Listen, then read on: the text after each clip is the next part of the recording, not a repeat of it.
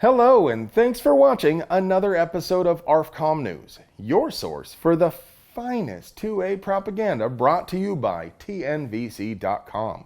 Today I want to tell you about a Connecticut Congress critter who accidentally said the quiet part out loud, the worst bill ever out of New Jersey, and we'll find out if the AFT did a drive-by on a Florida man. But first, I have to address this idea that control freak steppers want to take away all your guns. Don't be ridiculous. That's a slippery slope fallacy. We're not trying to take all the guns, just common sense gun safety reform. Why won't you stubborn hillbillies just compromise?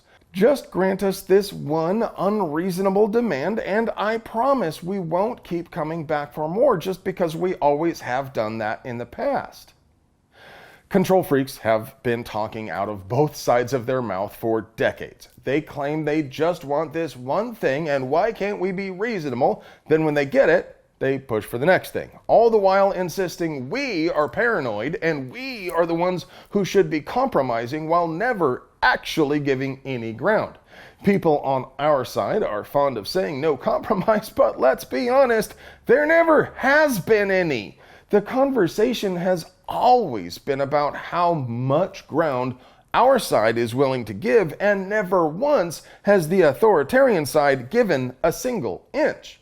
And despite their pretense that it isn't, the control freak strategy has always been incremental. If their history of incremental gains isn't indication enough, well, maybe you can take the word of their hallowed leader.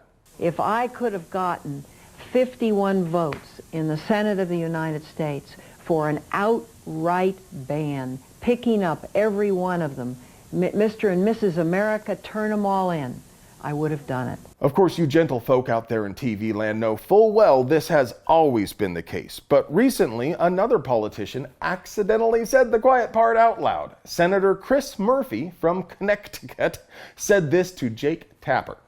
I want universal background checks. I want a ban on assault weapons, but I will settle for something much less. Man, I almost feel sorry for him. He's going to get an earful from Bloomberg when Smithers wakes him from his nap. As always, we'll include links down there in the doobly-doo, so bookmark that one for the next time someone says they don't really want to take all the guns.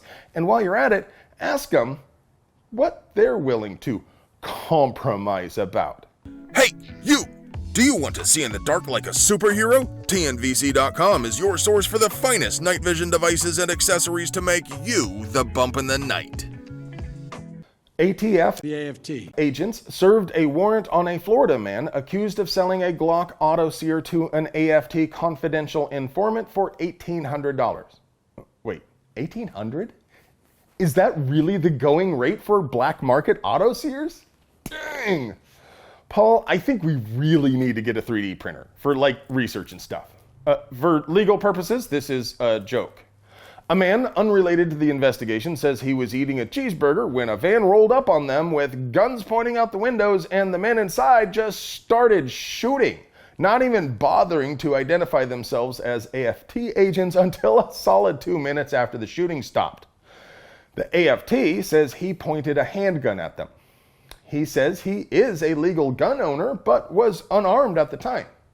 The man, who remains anonymous, was questioned and released with no charges pending. So who's telling the truth here? Maybe the man didn't have a gun, but the AFT thought they saw something threatening.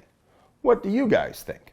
New Jersey, long recognized as a shining beacon of liberty and enlightenment, may pass a law that would make it illegal to have a loaded gun at all, ever, even in your own home, except when you are actively shooting it at a range. Not only that, New Jersey Senate Bill 3557 would also make it a crime for your spouse to use a gun in self-defense. This portion of the law seems like it's intended to hold people criminally liable if they leave a firearm unsecured and another person uses it to cause harm, which on its own is well-intentioned enough, but the way this is worded makes it a crime if someone uses your gun to cause serious injury with no exception for necessity. So yeah, even if a man broke into your home and threatened your spouse with a weapon, you'll still be breaking the law if they gained access to your illegally stored gun to defend themselves. Now, I want to be very clear here. I'm not saying you should not lock up your guns. You absolutely ought to. All guns should be secure from unauthorized use all the time. But the level of secure varies dramatically depending on the situation. My carry pistol is secured, loaded, in its holster on my side right now. My loaded home defense rifle is secure, leaning up against my bed in the other room with me because I'm the only one home. But when I leave my house or when I have guests, it goes into my safe. And the crate of Turkish Mausers and CZ52s I definitely didn't bury out in the desert is also secure. No, the problem with this bill is that it allows no circumstance whatsoever for a person to keep a gun loaded, even if it's under their direct control. And that flies directly in the face of the Heller ruling, which affirms, at the very least, that people have an inviolable, constitutionally guaranteed individual right to be armed within their homes at the very least. It's also dumb as a wet bag of sand because there is absolutely no way to enforce this law. But if they could enforce it, the penalty for a first offense is 40 hours of service with a gun control group. We're talking about literal re-education and forced labor here. I'm sure some of you weirdos might actually want to do 40 hours with moms in your area looking for action, but consider what could happen if you got stuck with Crazy Town. And what's next? They send us off to a gulag in northern Alaska? Look, I know I ask you guys to call or write or whatever all the time, but this one is really, really bad, and our brothers behind enemy lines really need our help. So even if you don't live in New Jersey, I want you to pause this video right now and call the chair or vice chair and at least one other member of the New Jersey Senate Committee on Law and Public Safety. Tell them this law is unconstitutional, unenforceable, and horribly written, even for its supposed intentions. Tell them if they allow this to pass out of committee, you will campaign for their opposition in the next primary. Well, friends, that's all I have for you today, but before you go, I just want to take the time to remind you to please stop and check and see whether you're still subscribed to our channel. Our robot overlords in the tuba of yous know what we want better than we could possibly know for ourselves, so they just go ahead and unsubscribe viewers from any channels they think are expressing wrongthink. Of course, we're the prime offenders on that one. Censorship makes puppies cry, and Captain America is very disappointed, so don't forget to check every now and then just to be sure you're still subscribed to us. And while you're at it, make sure you ring that notification bell so you never miss a word of our gun rights propaganda.